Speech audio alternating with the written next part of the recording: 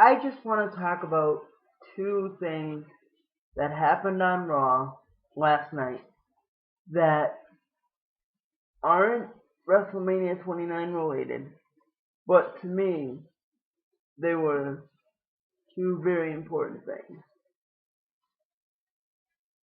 So, here we go. First, we have the fact that WWE has announced that WrestleMania 30 will be breaking with tradition, and WrestleMania 30 will not be in Madison Square Garden. It will be in the Mercedes-Benz Superdome in New Orleans, Louisiana, for the first time in WrestleMania history. Now, if you asked me how I felt about this yesterday, because of my traditionalist feelings on certain things, I would have been against it. But after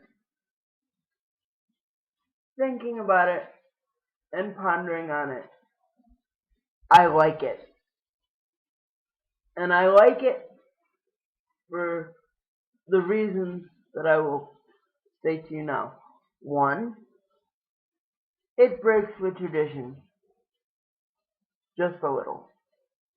Because WrestleMania 29 is obviously in New York, New Jersey this year. Anyway, therefore New York didn't need it again next year in Madison Square Garden. If you really think about it. Number two, they've had WrestleMania in the Silverdome, the Astrodome, the Georgia Dome, so you better go to the next and probably the more important dome in all of stadium history, in my opinion, in the United States anyway, and go to the Superdome, where they've held Super Bowls and Final Fours, and the list goes on and on. So, I'm really happy, actually, that WrestleMania 30 will be in the Mercedes-Benz Superdome because of two reasons. One is personal. By this time next year, I'll be living in Florida, so I will definitely have a chance of going to WrestleMania 30. That's one personal point for me. Two is the fact that New Orleans is a wonderful host city for big events like this. They've done great for the Super Bowl. They've done great for the Final Four. So I have no doubt in my mind that it's going to be a great fan experience for WrestleMania 30. So that's my reasoning on that. Now, the other topic that I'd like to broach is the fact that The Rock finally and WWE finally unveiled the new WWE Championship, which means that the WWE Spinner Championship era is over,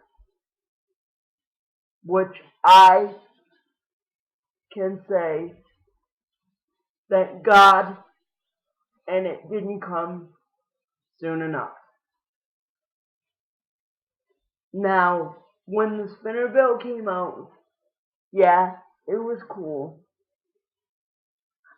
But even then, like most people with a brain, I realized that that belt was for one guy. And even though they made it seem as though it was fashionable for any other wrestler to wear, subliminally fans know that's John Cena's title.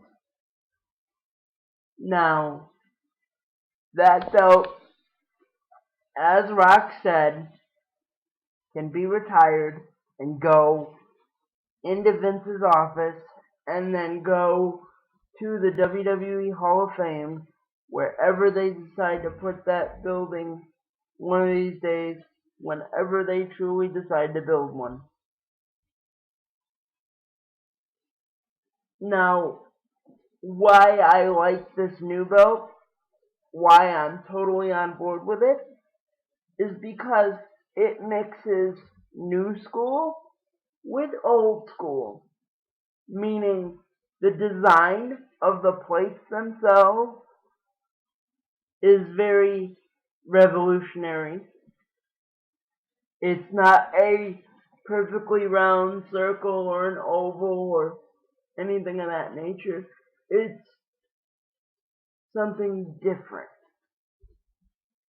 So that's where the new age design comes in. But it also has a bit of old school flair. And I don't mean Ric Flair. I mean old school, prestigious flair to it.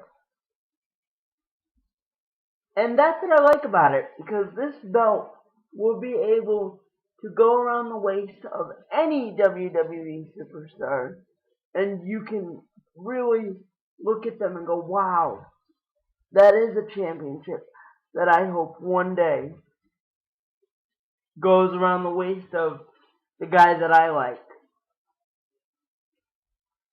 So that's why I like this belt.